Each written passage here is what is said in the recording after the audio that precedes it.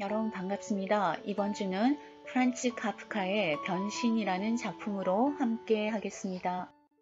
프란츠 카프카의 대표적으로 꼽히는 변신은 1912년에 집필해서 1916년에 발표된 작품입니다. 상대적으로 짧은 중단편에 해당하는 소설입니다만 총 3부로 구성되어 있는 탄탄한 구성을 자랑하고 있죠. 사람이 벌레로 변한다는 동화적 설정을 주고 있는데 많은 사람들이 이를 인간 실존의 불안과 현실의 부조리로 해석합니다. 자욱한 회색의 안개 속을 더듬어 나가는 듯한 카프카 작품 특유의 느낌은 변함없습니다만 내용 자체를 따라가기에는 큰 문제가 없는 소설입니다. 그래서 카프카의 입문으로 많이 추천하고 있는 작품이죠. 이 작품에 등장하는 주요 인물들을 소개하겠습니다. 이 소설의 주인공은 그레고르 잠자란 남자입니다. 이 사람이 벌레로 변신하게 되는 사람이죠. 그에게는 그레테란 이름의 여동생이 있고 아버지 어머니와 한 집에 살고 있습니다. 이들이 이 작품의 주요 등장인물들입니다. 원어로는요, Die Verwandlung 이라고 하는데요. 카프카의 변신이라고도 알고요. 원어 Die Verwandlung 같이 알아두면 좋겠습니다. 카프카는 모든 것이 불확실한 현대인의 삶, 출구를 찾을 수 없는 삶 속에서 인간에게 주어진 불안과 의식과 구원의 꿈을 군더더기 없이 명료하고 단순한 언어로 기이하고도 아름답게 형상화하고 있습니다. 프란츠 카프카의 가장 유명한 작품인 변신은 카프카의 문학 세계를 알기 위해서 반드시 거쳐야 할 작품입니다. 변신의 작가 소개, 등장인물, 줄거리, 해설을 알아보겠습니다. 카프카는 아버지와의 불화와 동생들의 잇단 죽음을 목격하면서 불안정한 유년기를 보냅니다. 1901년 프라하의 카를 페르디난트 대학에 진학한 카프카는 문학과 예술사 강의에 흥미를 보였고요. 아버지의 바람대로 법학을 전공하게 됩니다. 하지만 법관이나 변호사가 될 생각은 없었고요. 1906년 법학 박사 학위를 받고 법원에서 1년간의 수습 기간을 마치고 보험회사에 입사를 합니다. 1908년 보헤미아 왕국 노동자 상해보험회사로 자리를 옮긴 후로 죽기 2년 전까지 14년 동안 그곳에서 법률 고문으로 근무를 했고요. 오후 2시에 퇴근하여 밤늦도록 글을 썼습니다. 이 무렵 유럽의 노동 환경은 무척 열악했습니다. 카프카는 공무 출장과 노동자들의 접촉, 이곳에서의 업무를 통해 관료 기구의 무자비성, 노동자들에 대한 가혹한 대우와 이들의 비참한 생활상을 직접 체험하고 자본주의 사회의 내면을 속속들이 꿰뚫어 볼 수 있었을 것입니다. 카프카가 자신의 작품에서 개인의 소외와 무력감에 대해 보여주는 깊은 통찰은 바로 여기에서 나온 것이라고 할 수 있습니다. 카프카는 폐결핵에 걸려서 의사의 진찰을 거부하고 증세가 악화되어 결국 요양소와 여동생들의 집을 전전하게 됩니다. 하지만 이 시기에 함께 해준 도라 디만트의 헌신적인 사랑으로 일찍이 맛보지 못한 삶의 애착과 행복을 경험하게 됩니다. 도라는 그의 곁을 밤낮으로 지키며 간호했지만 끝내 그는 자신에게 부과되는 출세, 결혼 등의 중압감에 쫓기며 글을 쓰다가 폐결핵에 영양 부족까지 겹쳐 생을 마감하게 됩니다.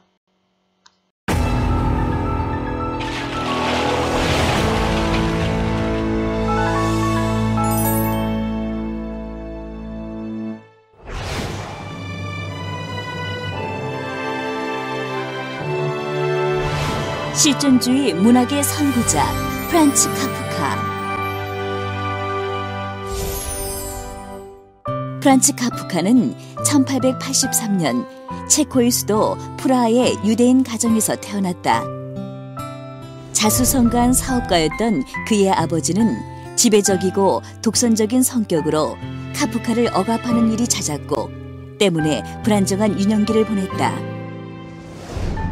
1906년 법학으로 박사 학위를 취득한 그는 평범하게 보험회사에 취업하였지만 그의 삶에 있어 유일한 의미와 목표는 문학에 있었다. 낮에는 보험회사의 법률 고문으로 근무하고 밤에는 글을 쓰며 꾸준히 자신의 꿈인 문학 활동을 펼쳐나갔던 카프카. 그는 1917년 결핵 판정을 받고 투병 생활을 하던 중 안타깝게도 1924년 41세의 이른 나이에 생을 마감한다. 카프카가 근무했던 1920년대 유럽의 노동자들의 근무 환경은 무척 열악했다. 그는 이 시기 노동자들에 대한 가혹한 대우와 비참한 생활상을 직접 체험하고 자본주의 사회의 내면을 마주하게 된다. 그의 작품 속에 등장하는 개인의 소외와 무력감에 대한 깊은 통찰은 이러한 산 경험에서 나오게 된 것이다. 변신은 카프카가 1912년에 집필한 소설로 어느 날 아침 눈을 뜨고 나니 거대한 벌레로 변해버린 한 남성과 그의 가족이 겪는 갈등을 다루고 있다. 변신은 언제 어느 상황에서 처하게 될지도 모르는 절망적인 세계 속에 깊이 갇힌 현대 소시민의 생활을 상징하는 작품으로 카프카의 대표작이다. 비현실적이면서도 현실적인 상황 설정, 그리고 인간의 존재를 끊임없이 고뇌한 실존주의 소설가 프란츠 카프카. 그가 살아생전 발표한 작품은 몇 편의 단편에 불과했지만 그가 세상을 떠난 뒤 여러 작품이 출간되며 전 세계적으로 이름을 남기며 실존주의 문학의 선구자로 높이 평가받고 있다.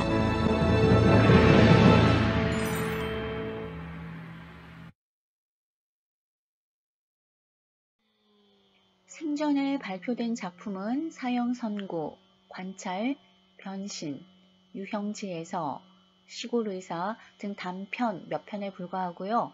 사후에 친구 막스 브로트가 그의 미완성인 유고인, 심판, 성, 아메리카 등의 장편을 내놓음으로써 문단, 특히 프랑스의 NRFG 작가들의 주목을 끌게 되었죠. 아버지는 완고한 성격의 소유자로 아버지의 편지가 증명하듯이 그는 일생을 이 아버지에게 열등감을 품고 살았답니다. 어느 날 아침, 눈을 뜬 그레고르는 자신의 몸이 벌레로 변한 것을 발견한다. 시간에 맞춰 늘 그랬듯 출근할 준비를 해야 했지만 벌레로 변한 몸으로는 제대로 움직일 수도 출근 준비를 할 수도 없었다. 가족들은 회사로 향하는 열차 시간이 지났는데도 자신의 방에서 나오지 않는 그레고르를 걱정하며 그의 방문을 열려고 했지만 그레고르는 필사적으로 그것을 막는다. 이윽고 그레고르가 일하는 회사의 지배인이 집을 방문하게 되고 그레고르는 시간을 끌다가 결국에는 자신의 방문을 열게 된다. 벌레로 변한 그의 모습을 보고 모두들 기겁하였고 그레고르는 회사에서 잘리게 되었으며 가족들 중에서도 특히 그의 아버지가 폭력적으로 그를 걷어차며 그를 다시 방 안에 가두게 된다. 그레고르는 집안의 모든 경제 상황을 해결해주고 있었지만 그가 일을 하지 못하는 몸이 되자 가족들은 대책을 세워야 했다. 그들은 자주 식탁에 둘러앉아 대화를 나누게 되었고 그레고르는 방 안에 갇혀 그들의 말들을 점점 못 알아듣게 되었다. 한편 그레고르는 제대로 된 식사도 할 수 없는 신세가 되었다. 그러나 그럴 때마다 동생이 몰래 가져다준 음식으로 끼니를 해결할 수 있었는데 그 시간은 하루에 2번, 부모님과 한유가 잠들어 있는 이른 아침 시간과 점심 식사 후 부모님이 낮잠을 잘 때뿐이었다. 그레고르의 가족들은 아무도 혼자 집에 남으려 하지 않았으며 집을 비워둘 수도 없어 누군가 외출을 하게 되면 남은 2사람이 함께 집을 지키는 룰을 만들었다. 그레고르의 경제활동으로만 생활을 유지했던 가족들은 집안일을 도와주는 사람들을 해고하였고 아버지는 은행 안내원으로 취직하게 되었다. 그러던 어느 날 그레고르는 동생이 자신의 방에서 바이올린을 연주하는 소리를 듣고 홀린 듯 방문에 나서게 된다. 집세를 벌기 위해 세를 놓았던 집안에서 투숙객들이 그 광경을 보고 기겁을 하는 사태가 벌어지자 그의 아버지는 사과를 던지며 그레고르를 공격하기에 이르렀다. 그레고르의 몸에는 사과 한 알이 박히게 되고 그는 곧 정신을 잃고 쓰러지게 된다. 그레고르의 어머니는 바느질 일을 하게 되었고 동생도 가게의 점원으로 취직했지만 더 좋은 일자리를 얻기 위해 밤마다 불어와 속기를 연습하게 되었다. 가족들은 집안에 세를 준 사람들 때문에 방을 비워두어야 했으며 그때마다 필요 없는 물건들은 그레고르의 방으로 옮겨지기 시작했다.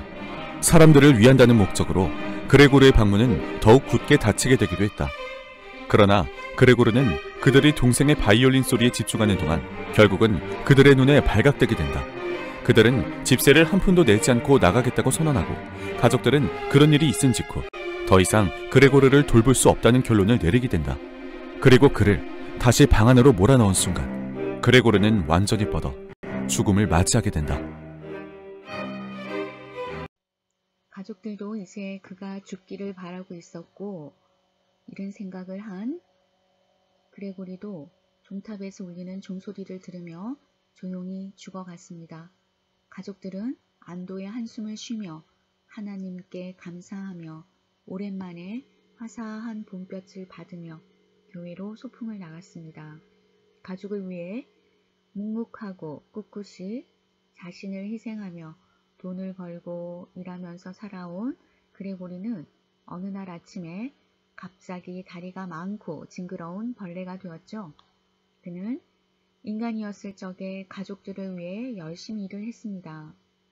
이런 그레고리의 죽음을 보고 소풍을 가는 가족들의 모습에서 물질 만능주의하에 인간이 그 자체로 숭고한 존재가 아닌 생각에 씁쓸하기까지 합니다.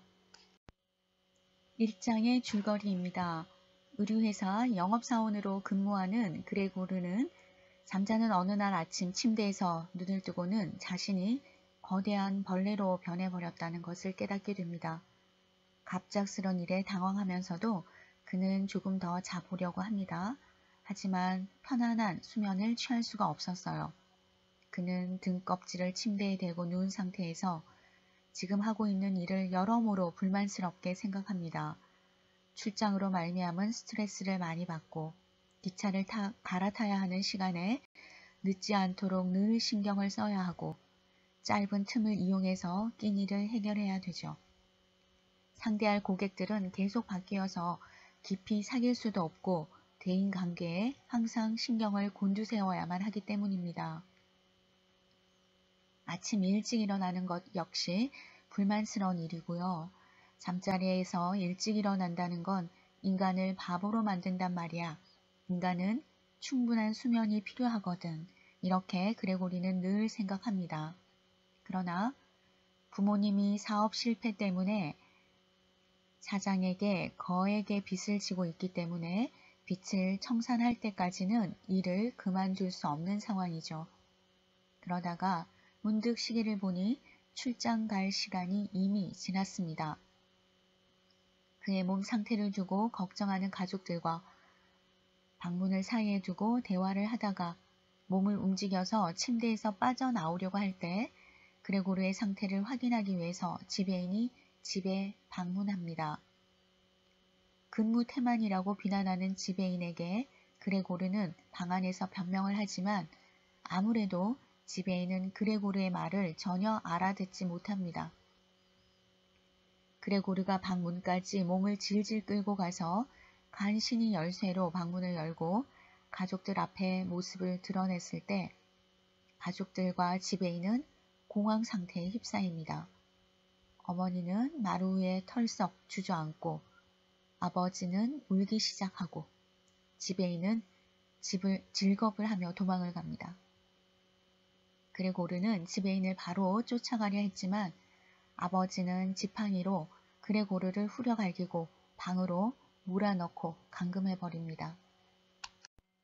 그날 이래로 그레고르는 방에서 꼼짝 않고 단조롭고 무료한 생활을 하게 되죠. 여동생 그레테는 그레고르의 모습을 혐오하지만 방에 음식을 넣어주고 방 청소를 합니다.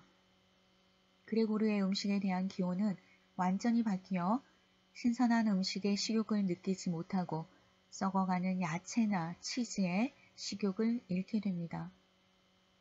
그레고르는 낮에 창가에서 밖을 내려다보며 시간을 보내죠.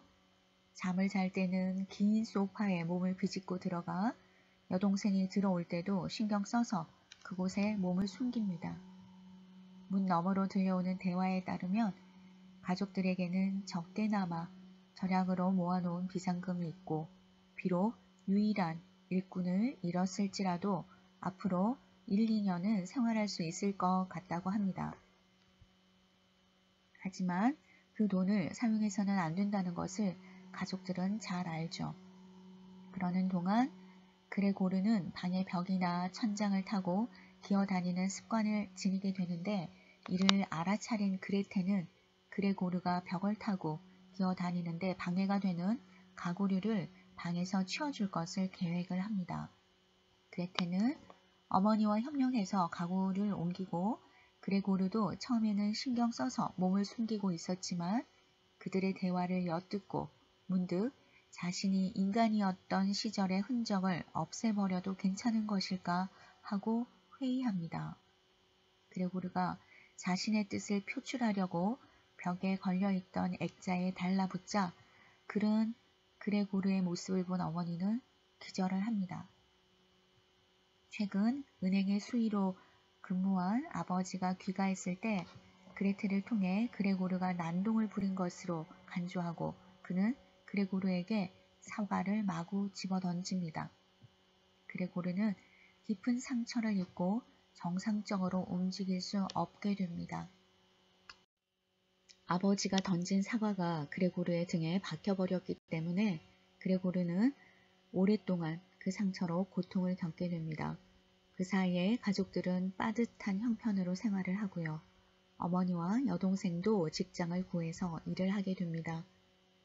여동생은 더 이상 그레고르를 돌보는 것에 열의를 지니지 않게 됩니다. 가정부도 나이 든 가정부로 교체하였고요.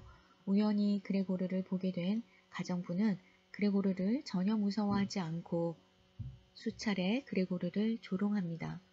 한편 집을 신사 3명에게 하숙을 주고 나서 그레고르의 방은 애물단지 같은 가구를 놓아두는 헛간으로 변해버리는데요.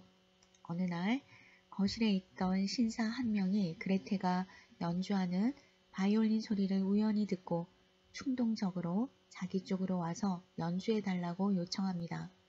그레테는 요구받은 대로 신사의 앞에서 연주를 하죠.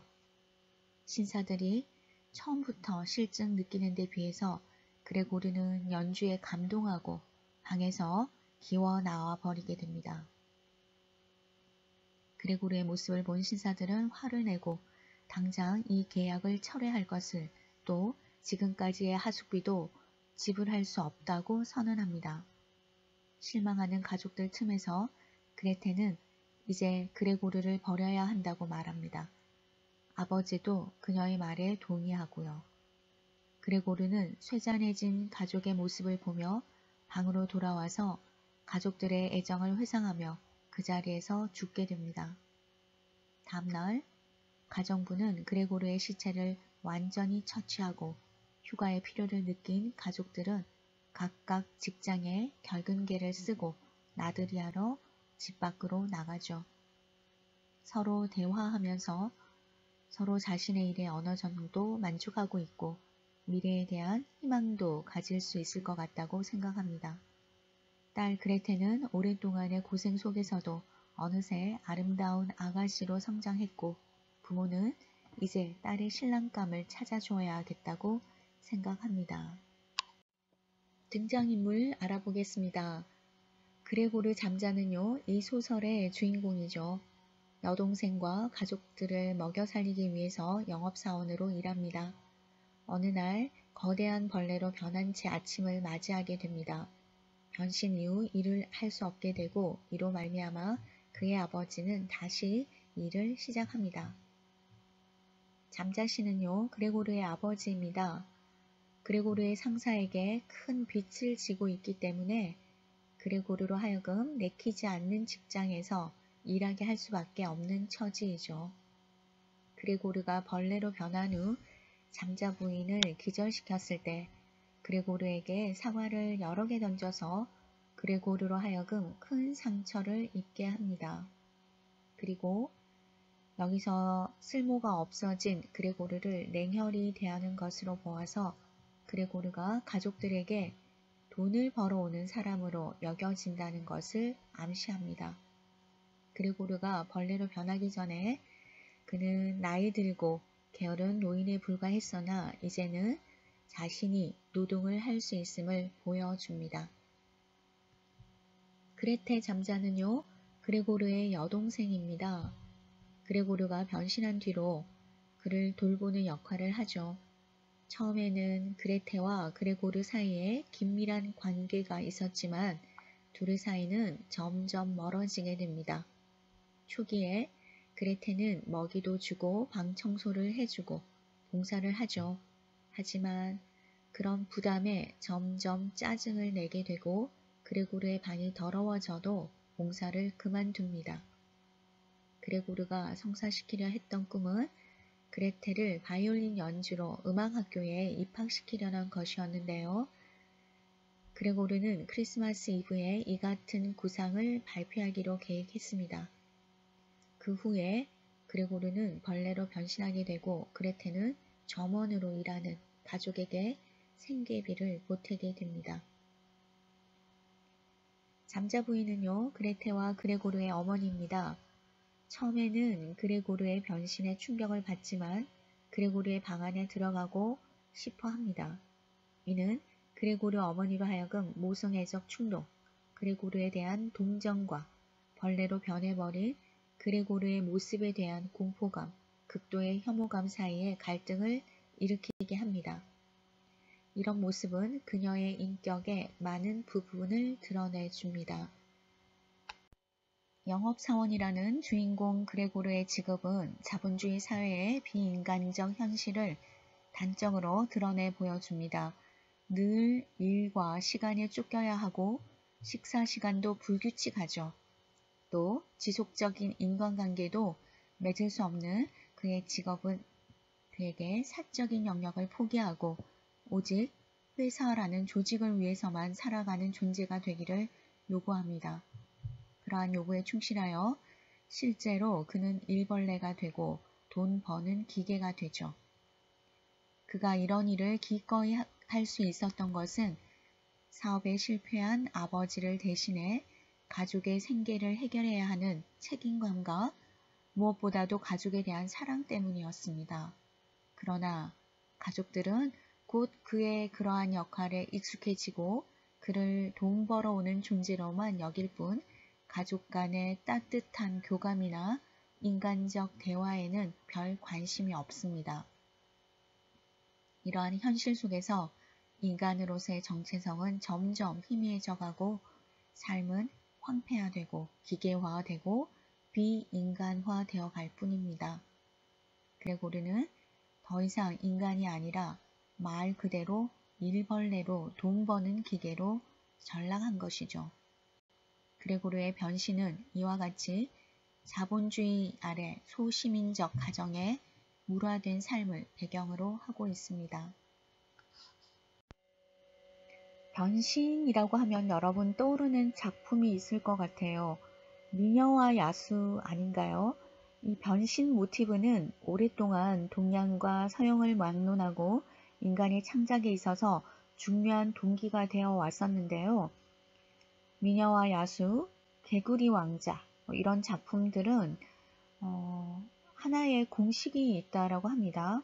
인간에서 동물, 다시 인간으로 변신하는 것이 기본 공식인데요. 우리가 공부하고 있는 카프카의 변신은 이런 변신 모티브의 공식을 따르지 않고 있습니다. 변신 전, 그리고 변신이 되어서, 그리고 변신 후 그대로 인간에서 벌레로 변신을 할 뿐이지 다시 인간으로 돌아오지 않죠. 변신 전 인간의 모습에서는 가족의 생계를 책임지고 정상적인 가족 관계를 유지하는 아주 소통하고 따뜻하고 인간적인 관계의 모습을 보여주고요. 변신을 했을 때는 이제 인간 소외와 부조리한 현실을 상징적으로 보여줍니다. 변신 후에는 쓸모없는 존재가 되어서 가족으로부터 소외되고 구박을 받죠. 이러한 작품이 의미하는 것은 인간이 인간 자체로 존중받지 못하고 관계로부터 소외되고 버려지는 인간성 상실의 시대에 대한 비판이라고 볼 수 있겠습니다. 소설 변신은 그레고르 잠자와 그를 둘러싼 가족의 이야기입니다. 그레고르는 유능한 영업사원이었습니다. 그는 매일같이 방방곡곡을 떠돌아다니는 영업생활에 무척이나 지쳐 있었죠. 하지만 그레고르는 아무리 힘들더라도 이를 관둘 수 없었습니다. 가족의 생계가 오직 그레고르에게 달려 있었기 때문입니다. 즉 그레고르는 가장이었고 그의 두 부모와 여동생은 그에게 경제적으로 의지하는 상황이었습니다. 그런데 어느 날 아침 그레고르가 눈을 떴을 때 그는 벼랑간 한 마리의 벌레가 되어 있었습니다. 등은 철갑처럼 단단했고 배는 둥그런 갈색 모양으로 칸칸이 나뉘어 있었으며 그 밑으로는 형편없이 가는 다리들이 수없이 버둥거리고 있었죠. 그레고르는 너무 놀랐지만 그보다도 걱정이 앞섰습니다. 자신이 돈을 벌어오지 못하면 당장 가족의 생계가 위태로웠기 때문입니다. 그때 마침 집으로 누군가 찾아옵니다. 그레고르가 다니는 회사의 매니저였습니다. 출근 시간이 한참 지나도록 그레고르가 나타나지 않자 확인차 방문했던 겁니다. 잠시 후 매니저는 그레고르의 방문을 두드리며 무슨 일이 있느냐고 묻습니다. 이에 그레고르는 벌레로 변한 몸을 힘들게 이끌고 방문을 빼꼼히 열며 벌레가 된 모습을 드러냅니다. 놀란 매니저는 불이 나게 주랭랑을 쳤고 덩달아 놀란 가족들은 그레고르를 방 안으로 집어넣습니다. 이로써 소설 속의 공간은 그레고르의 방 안과 방 밖이라는 이분법적 구도를 완성하게 되죠. 아무튼 그레고르와 그의 가족들은 그 놀라운 사태에 적응해야만 했습니다. 이를테면 그레고르는 직립보행을 버리고 벌레처럼 기어다니는 것에 익숙해져야 했고 또한 그의 가족들은 그레고르에게 의지하던 생활에서 벗어나 일자리를 찾아야 했죠. 다행히도 머지않아 그들은 새로운 생활에 적응하는 듯 보였습니다. 그렇게 며칠이 지나고 여동생은 어머니에게 한 가지 아이디어를 제안합니다. 그레고르가 좁은 방 안에서 편히 기어다닐 수 있도록 방 안에 있는 가구들을 치워주자는 거였죠. 물론 어머니는 동의하였고 그 즉시 두 모녀는 방 안 가구들을 다른 곳으로 옮기기 시작합니다. 이를 목격한 그레고르는 혼란스러웠습니다. 그 이유는 방 안 가구들을 밖으로 옮기면 물론 기어다니기엔 편하겠지만 그것은 곧 벌레로서의 자기 자신을 완벽히 인정하는 행위와 다름 아니며 의식으로나마 남아있던 인간 그레고르가 완벽히 사망하는 순간이라 여겨졌기 때문입니다. 이에 그레고르는 두 모녀가 잠시 쉬고 있을 때 벽면에 걸려있던 숙녀가 그려진 액자 위에 올라가 자리를 잡습니다. 단지 액자를 지키기 위한 행동이었죠. 그런데 이때 휴식을 마친 어머니가 방문을 열고 들어오려던 찰나 그레고르의 모습을 목격하고는 그만 기절해버리고 맙니다. 이로 인해 화가 난 가족들은 더욱 철저하게 그레고르를 방 안에 가두게 되죠.